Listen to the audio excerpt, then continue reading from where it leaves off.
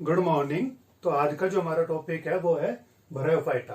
Bryophyta जो होता है वो प्लांट किंगडम में आता है। जैसे कि हमने लास्ट वीडियो में पढ़ा था प्लांट किंगडम क्लासिफिकेशन, तो आपने जाना था कि प्लांट किंगडम्स जो होते हैं वो कई भागों में डिवाइडेड होते हैं। जैसे कि उसमें से पहला भाग जो होता है वो एल्गी होता है, जो कि हम लास्ट वीडियो में पढ़ चुके हैं।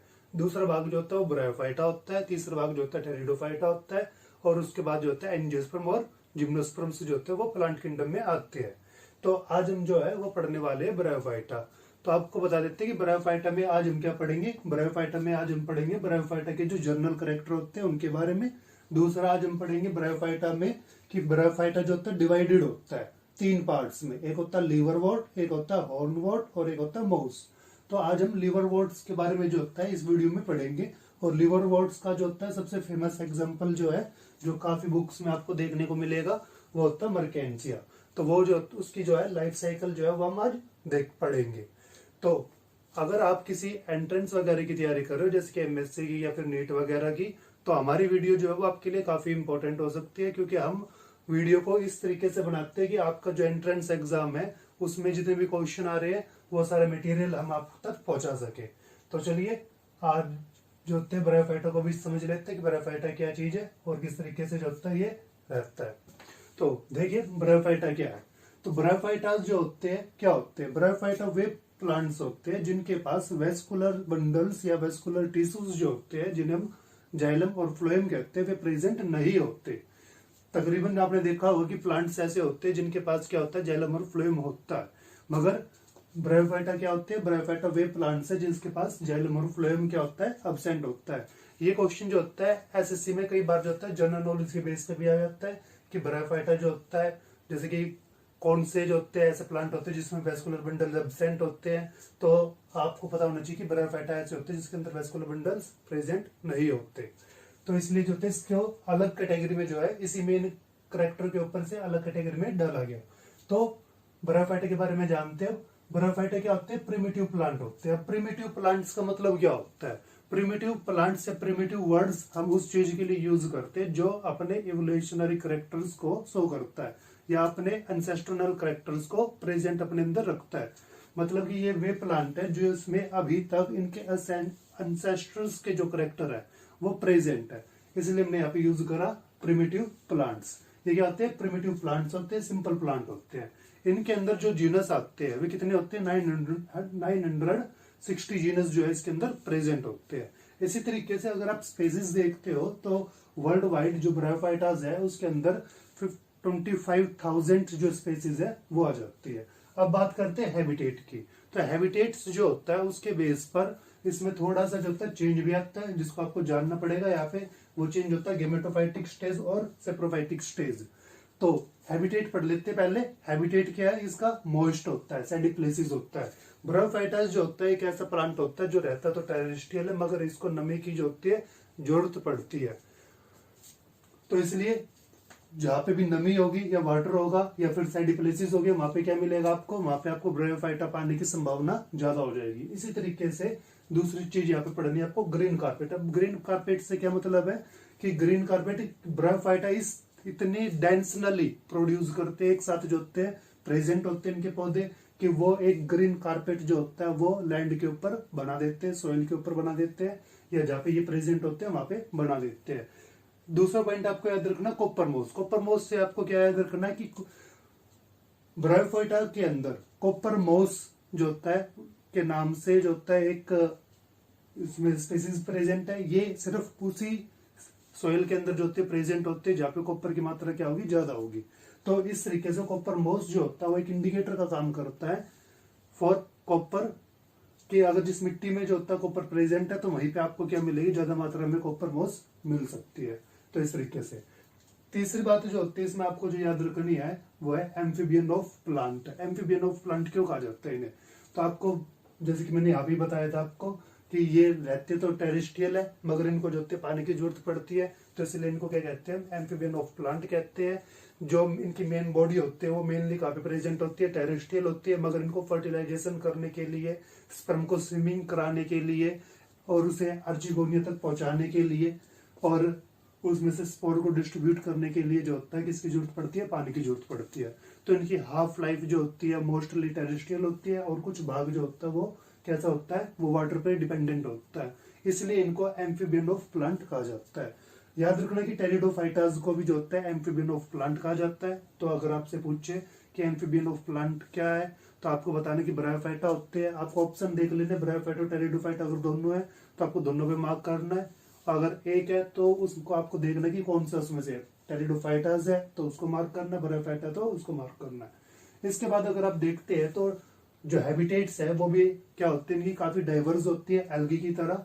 जैसे कि एक्वेटिक, कुछ ब्रायोफाइटा ऐसे होते हैं जो एक्वेटिक होते हैं, एग्जाम्पल है रिक्का। इसी तरीके से कुछ एपिफाइटिक होते हैं। एपिफाइटिक का मतलब है जो दूसरों की बॉडी पर रहते हैं, जैसे कि प्लांट की बॉडी पर जो होता है दूसरा प्लांट ग्रो कर रहा है, छोटा प्लांट जो होता है ग्रो करता है, तो उसे कहते हैं एपिफाइटिक। तो एपिफाइटिक जो होते हैं उसका एग्जाम्पल है डेंड्रोसिरस। और इसी तरीके से जो ड्राई प्लेसेस पे पाए जाते हैं, कुछ ऐसे भी होते हैं जो ड्राई प्लेसेस पे पाए जाते हैं मगर वहां पे हल्की फुल्की जो होती है नमी जरूर होनी चाहिए, वो होते हैं पॉलीट्रिकम्स। तो इस तरीके से जो ब्रायोफाइटास है वो काफी डाइवर्स कंडीशंस में भी जो होते हैं ग्रो कर सकते हैं, अपने नेचुरल हैबिटेट को छोड़कर अलग अलग हैबिटेट में भी पाए जा सकते हैं।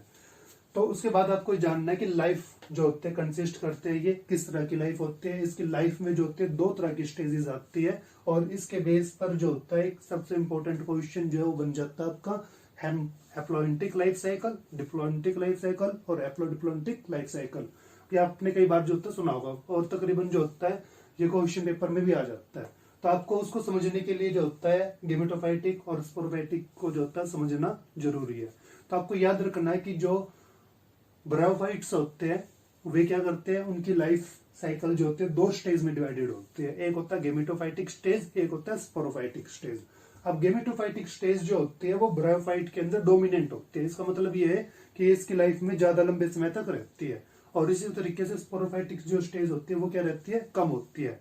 गेमेटोफाइटिक स्टेज में जो होता है प्लांट कैसा रहता है, ग्रीन जो होता है ग्रीन फेज में रहेगा, इसलिए जो होता है इसके लिए वर्ड भी यूज कर लेते हैं। गेमेटोफाइटिक स्टेज क्या होती है या गेमेटोफाइटिक क्या होते हैं, ग्रीन्स होते हैं। तो उसके बाद जो होते हैं अगर बॉडी की बात करें, इस गेमेटोफाइटिक और स्पोरोफाइटिक को हम जो होते हैं लाइफ साइकिल में काफी अच्छी तरीके से जो है समझ लेंगे। तो पहले हम बॉडी को देख लेते हैं, बॉडी कैसी होती है। बॉडी क्या होती है, थैलोइड। थैलोइड हमने जो था वो एल्गी में भी बताया था आपको कि एल्गी में थैलोइड या थैलस का मतलब क्या होता है, एक ऐसी बॉडी जिसमें प्लांट को आप पहचान ना पाए, या कोई एक ऐसी बॉडी जिसमें आप प्लांट के बारे में ये ना जान पाए कि उसके पास रूट्स है, स्टेम है, फ्रूट्स है, लीव्स है, वो चीज आप उसमें डिफ्रेंशिएट ना कर पाए, तो उसको हम क्या कह देते हैं, उसको हम थैलस कह देते हैं। जैसे कि अभी ये आपके सामने एक मर्केंसी है, ब्रायोफाइटा है ये। तो इसमें आप ये देख पा रहे हो कि इसमें से कौन सी पार्ट रूट्स है, कौन सा लीव्स है, कौन सा स्टेम है। अगर आप ये डिफ्रेंशिएट नहीं कर पा रहे हो तो ऐसी बॉडी को हम क्या कह देंगे, ऐसी बॉडी को हम कह देंगे थैलस। जैसे कि ह्यूमन बींग्स के अंदर आप डिफ्रेंशिएट कर लेते हो कि ये हेड होगा, ये नेक होगा, ये हैंड्स है, ये लेग्स है, ये एब्डोमेन है। इसी तरीके से अगर आप किसी में कोई पार्ट्स डिफ्रेंशिएट नहीं कर पाते तो उसकी वॉल बॉडी को आप क्या कह देते हो, आप उसकी वॉल बॉडी को कह देते हो थैलस। तो इनकी बॉडी कैसे होती है, थैलॉइड होती है, मतलब थैलस को कंसिस्ट करती है। इनकी बॉडी पर क्या होते हैं, रूट्स तो प्रेजेंट नहीं होती, मगर रूट्स जैसी हेयर लाइक स्ट्रक्चर्स जो होती है वो प्रेजेंट होती है। तो उन्हें हम क्या कह देते हैं, रिजोइड्स जो होता है उन्हें हम कह देते हैं।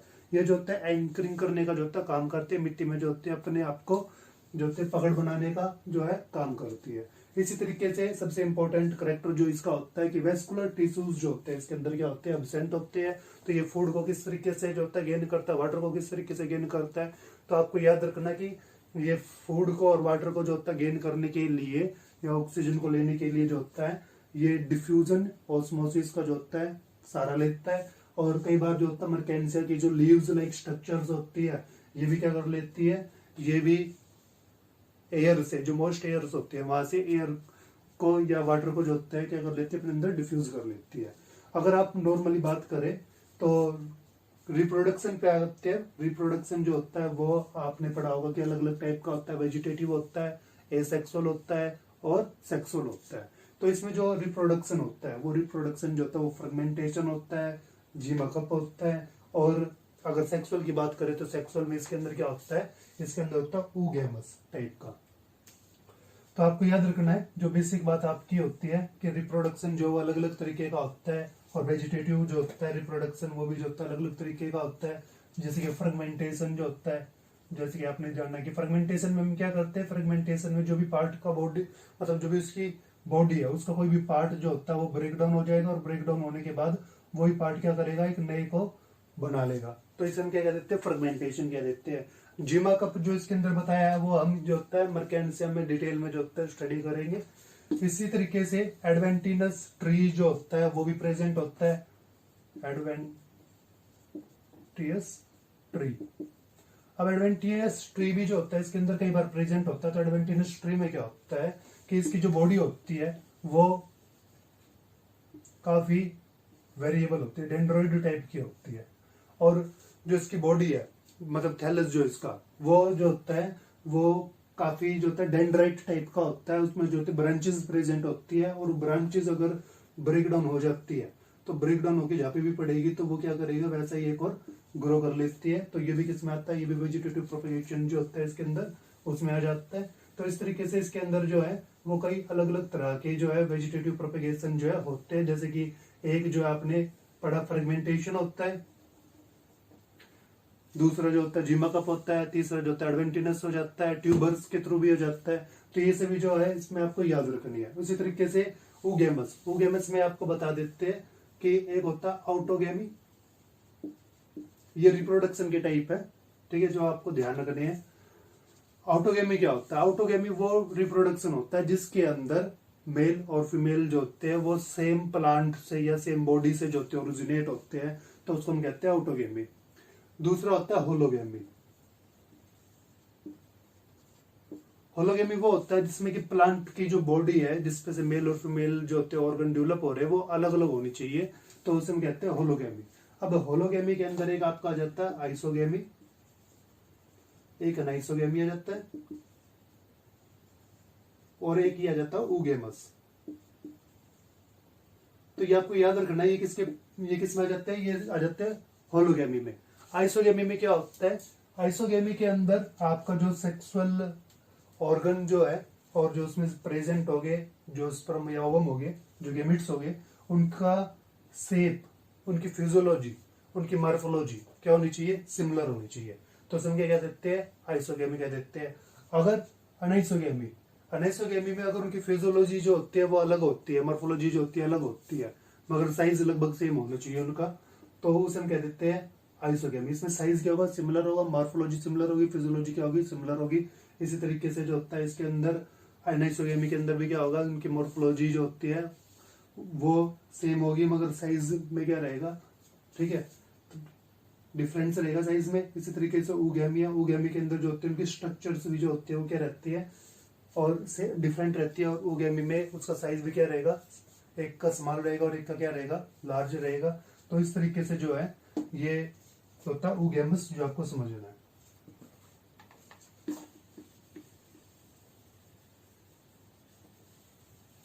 तो ये इसमें एक अलग बात थी जो आपको याद रखनी है डिटेल में, क्योंकि कई बार जो होता है ये रिपीट्स होती रहती है, चाहे आप ह्यूमन रिप्रोडक्टिव सिस्टम पढ़ो या जनरल रिप्रोडक्शन पढ़ो या एल्गी का रिप्रोडक्शन पढ़ो, तो ये जो होती है सेक्सुअल रिप्रोडक्शन में कई बार आ जाती है कि एलोगेमी क्या, ऑटोगेमी क्या होता है, होलोगेमी क्या होता है, आइसोगेमी क्या होता है, नाइसोगेमी क्या होता है, ऊगेमस क्या होता है। तो ऊगेमस में क्या होगा, ऊगेमस में जो फीमेल है वो बड़ा होगा, मेल पार्ट जो होता है वो छोटा होगा और उनकी जो होती है मॉर्फोलॉजी भी क्या रहेगी, अलग अलग होगी। तो उसे हम क्या कहते हैं, ऊगेमस कहते हैं। तो इसमें तो ये आपके ब्रायोफाइटाज के जो है जनरल कैरेक्टर्स। अब आपको याद रखना है कि ब्रायोफाइटाज में आपसे कई क्वेश्चन जो होते हैं उसकी इकोनॉमिकल इंपॉर्टेंस में से भी आ सकता है। तो आपको याद रखना है कि इसमें कई इकोनॉमिकल इंपॉर्टेंस होती है। जैसे कि एक होती है कि ये सॉइल इरोजन होने से जो होता है बचा लेते हैं, क्योंकि इसमें क्या होता है, एक तो इसमें एक खास प्रॉपर्टी होती है कि ये डेंस नली जो होते हैं काफी ग्रो करते हैं, काफी एक कारपेट लाइक स्ट्रक्चर जो है वो बना देते हैं। जैसे कि हमने यहाँ पे पढ़ा था, जब ये कारपेट लाइक स्ट्रक्चर जो होते बना देते हैं पूरे लैंड्स में फैल जाएंगे, तो इनके अंदर जो राइजोड्स प्रेजेंट है, ये राइजोड्स क्या कर लेंगे, सोइल्स के जो पार्टिकल्स होते हैं उनको अपने पास क्या कर लेंगे, उनको जगड़ लेंगे और जगड़ने के बाद मिट्टी का कटाव होना, सॉइल इरोजन होना क्या हो जाएगा, कम हो जाएगा। इसी तरीके से अगर कोई बार्न एरिया है, बंजर भूमि है, तो वहां पे आपने पढ़ा होगा इकोलॉजिकल सक्सेशन में, तो जब मॉस वहां पे ग्रो करते हैं तो मॉस ग्रो होने से क्या होगा, मॉस धीरे धीरे वहां पे फैल लेंगे, फैलने से क्या होगा, राइजोइड पकड़ बनाएंगे पत्थर में, और धीरे धीरे जो होते हैं उन पत्थरों को, उनके पार्टिकल्स को डिवाइड कर देंगे, और डिवाइड करने के उनको उनके पार्टिकल्स को क्या कर देंगे, ब्रेक डाउन कर देंगे, और ब्रेक डाउन करने के बाद वे किस में कन्वर्ट हो जाएंगे, सॉइल में कन्वर्ट हो जाएंगे। तो इस तरीके से आप बता सकते हो कि जो मॉस होता है, जो लिवरवर्ट्स होते हैं, ये क्या करते हैं, ये सोइल फॉर्मेशन करने का भी जो होता है काम करते हैं, जैसे कि इकोलॉजी में होता है। कई आपके पास ब्रायोफाइट ऐसे होते हैं जो क्या करते हैं, वाटर को काफी अच्छी तरीके से होल्ड कर सकते हैं, तो ये जो होता है वाटर प्रिजर्वेशन का जो होता है काम भी करते हैं। कई तरह के आपके ब्रायोफाइटा होते हैं, जैसे स्फेनेगम होता है। स्फेनेगम जो होता है इस तरीके का ब्रायोफाइटास है, जिसको अगर आप जिसकी चाय बना के अगर देते हो तो किडनी स्टोन्स के अंदर जो होता है काफी यूजफुल होता है, और किडनी स्टोन्स को जो होता है कट करके बाहर निकाल देता है बाय द यूरिन। तो इस तरीके से जो होता है ब्रायोफाइटा की जो इकोनॉमिकल इंपॉर्टेंस है वो भी आपको क्या करनी है, याद करनी है। तो अब आ जाते हैं हम ब्रायोफाइटास के टाइप पर। तो ब्रायोफाइटास जो होते हैं वो 3 कैटेगरीज में जो होते हैं डिवाइडेड किए गए हैं। एक होता है लिवरवॉर्ट, जो आज हम पढ़ेंगे। दूसरा जो होता है वो होता है हॉर्नवॉर्ट। तीसरा होता है मोस। तो इस तरीके से एक होता है लिवरवॉर्ट, एक हॉर्नवॉर्ट और एक होता है मोस। तो ये 3 जो होते हैं इसके अंदर क्या है, पार्ट है जो आपको याद रखने हैं। तो इसे एक बार रब कर देते ताकि समझाने में आप। तो अब हमें सिर्फ पढ़ना है लिवरवॉर्ट। तो लिवरवॉर्ट को आप बता देते हैं कि लिवरवॉर्ट में जो होता है, एग्जांपल है मर्केंसिया। तो इसमें आप पढ़ेंगे कि ये किस तरीके का होता है। तो आप बताएंगे कि ये डोर्सो वेंट्रनली क्या होता है, फ्लैट एंड होता है। अब जैसे कि ये चीज है, ये क्या है, इसका डोर्सल पार्ट है, ये वेंट्रल है। तो ये अगर इस तरीके से प्रेस्ड हुई है और एक लीफ लाइक स्ट्रक्चर बना रही है तो हम कहते हैं डोर्सो वेंट्रनली फ्लैट होना। तो लिवरवॉर्ट क्या होता है, लीफ लाइक स्ट्रक्चर होती है, जो डोर्सो वेंट्रनली क्या होता है, फ्लैट होता है। तो ये होता है आपका लिवरवॉर्ट। अब लिवरवॉर्ट्स जो है उसके अंदर आपको याद रखना कि इसकी जो पूरी बॉडी होती है वो कैसी होती है, वो हैप्लॉइड्स होते हैं। मल्टीसेलुलर होता है मगर हैप्लॉइड्स होता है। तो इसमें आपको 2 चीजें जो है वो याद रखनी है। वो एक होता है गेमिटोफाइट, एक होता है स्पोरोफाइट।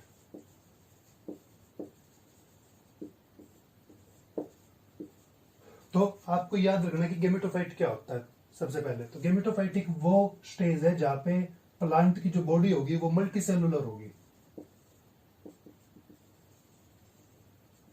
क्या होगी, मल्टीसेलुलर। और साथ में क्या होगा, वे सारे हैप्लॉइड सेल होंगे।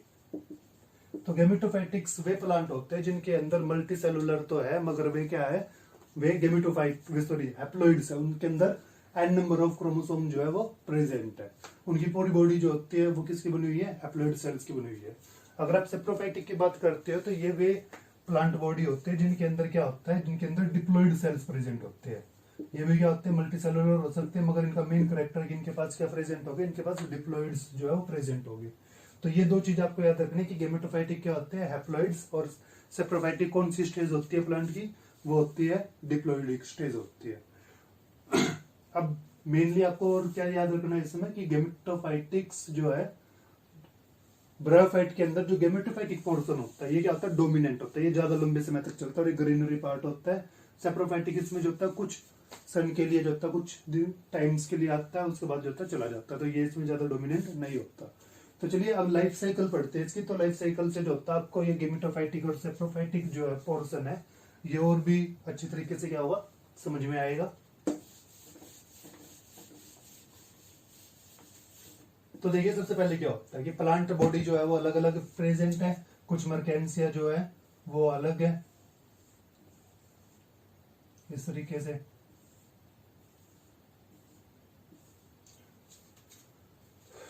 जो हैप्लॉइड्स मर्केंसिया है वे अलग अलग है। जैसे कि ये जो होता है मेल, मान लीजिए मेल है, और ये जो होता है फीमेल है, और ये वाला जो है वो मेल है। अब जो मेल होगा या फीमेल होगा उन पे क्या क्या चेंज रहेंगे, उन पे चेंज जो है वो बस इतना सा रहेगा कि उस पर भी जो होता है कि इसी तरीके की स्ट्रक्चर जो होती है बनेगी, मगर ये क्या होगा, फीमेल पार्ट होगा। और इसको यहाँ पे हम क्या कहेंगे, इसको हम कहेंगे आर्चिगोनिया। और जो मेल पर बनेगी तो उस मेल के लिए जो हम वर्ड यूज करेंगे वो क्या होगा, एंथ्रिडियम।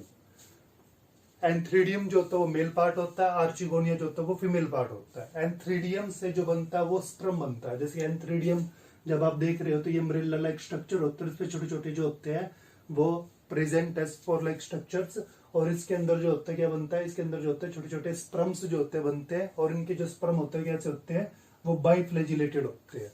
इसी तरीके से जो फीमेल पोर्शन होगा उसके अंदर जो बनेगा, तो ये जो इसके अंदर बनेगा उसे हम चिगोनिया कहेंगे, और इसके अंदर जो होता है मल्टीपल सेल्स के बीच में एक एग प्रेजेंट होगा जिसे ओव्यूल जो होता है कह सकते हो, या एग जो है वो कह सकते हो आप। तो इसकी लाइफ कहां से स्टार्ट होती है उसको देखते हैं। तो इसकी लाइफ स्टार्ट होती है स्पोर से। जब एक स्पोर जो होता है वो किसी फ्रेंडली इन्वायरमेंट में जाके पड़ेगा और वहां पे जब वो ग्रो करेगा, तो ग्रो करने के बाद क्या बनाता है, ट्यूब लाइक स्ट्रक्चर बनाता है।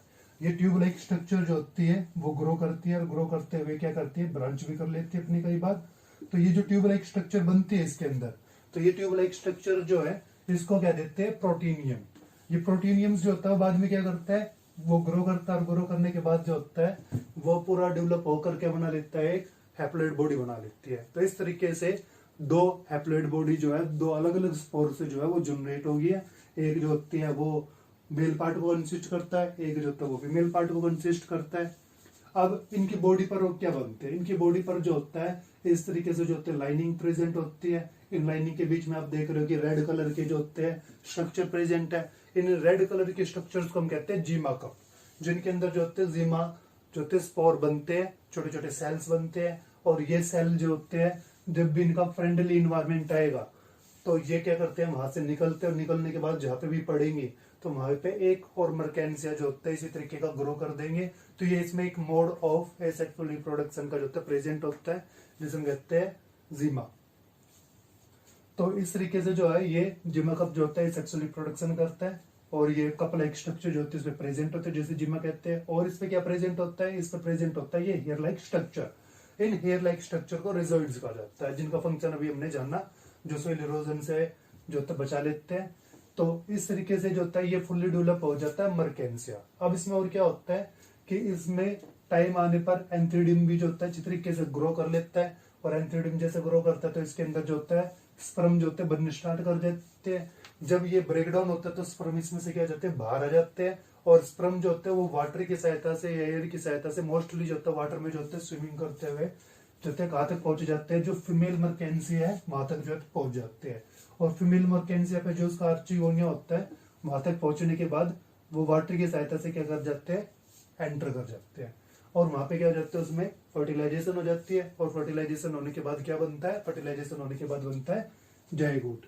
तो याद रखिए ये सारी बॉडी किस चीज की थी, ये सारी बॉडी थी हैप्लॉइड सेल्स की। ये भी किस चीज की थी, हैप्लॉइड सेल्स की। अब हैप्लॉइड्स और हैप्लॉइड्स मिलके क्या बन चुके हैं, यहाँ पे बन चुका है डिप्लॉइड सेल। तो ये आपको याद रखना है, ये क्या बन गया, डिप्लॉइड सेल, क्योंकि जाइगोट था। ये क्या बन गया, 2 एंड डिप्लॉइड सेल्स बन गया। तो यहां से इसका जो सेप्रोफाइटिक स्टेज है वो क्या हो जाती है, स्टार्ट हो जाती है।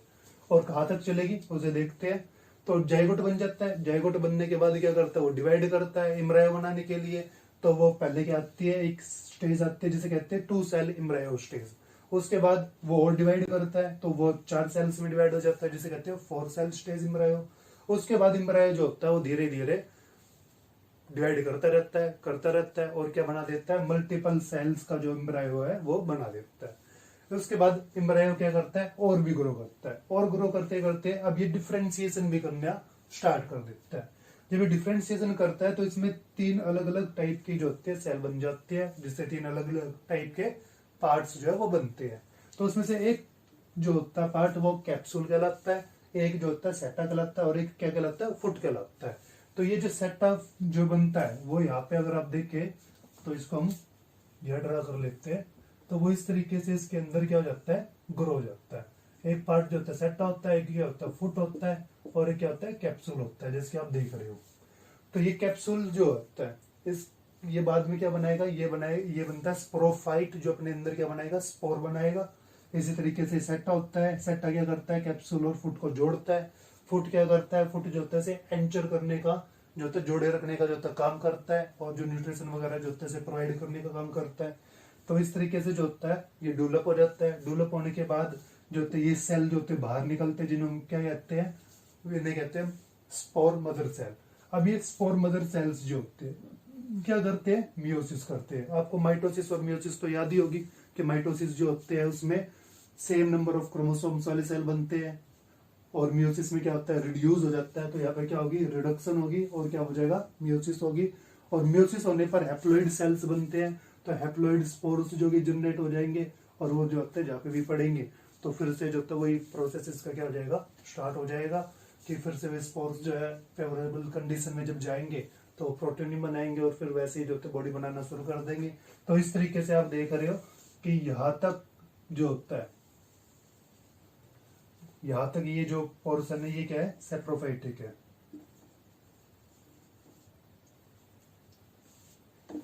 सॉरी,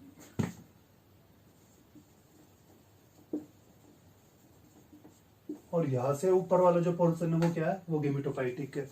तो इस तरीके से इसमें जो होती है दो स्टेज होती है। अब ये धीरे धीरे जो तक ग्रो करता रहेगा, और जब बड़ा होगा, और बड़ा होने के बाद जब दोबारा से इस प्रोसेस को करेगा तो ये क्या होगा, एक फेज इसमें कहलाएगी गेमेटोफाइटिक, जो कि ग्रो होने में काफी लंबा समय ले जाएगी। उसके बाद जो होता है सेक्सुअल रिप्रोडक्शन होने में थोड़ा सा जो होता है समय लेगा, तो वो थोड़ा सा स्टेज जो होता है वो किसका होता है, सेप्रोफाइटिक का होता है।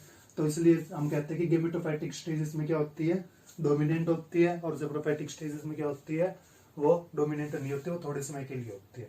तो इस तरीके से जो होता है आपको याद रखना, ये एक तरीके से आप हैप्लोइडिक लाइफ साइकिल जो है वो भी इसी तरीके से जो है आप समझेंगे कि हैप्लोइडिक लाइफ साइकिल क्या होती है। ये हैप्लोइडिक लाइफ साइकिल ही जो होता है शो कर रहा है अपने अंदर कि हैप्लोइडिक लाइफ साइकिल्स में क्या होता है, हैप्लोइड फेज बस क्या होता है, डोमिनेंट होता है, इसलिए उसे हैप्लोइडिक लाइफ साइकिल हम कहते हैं।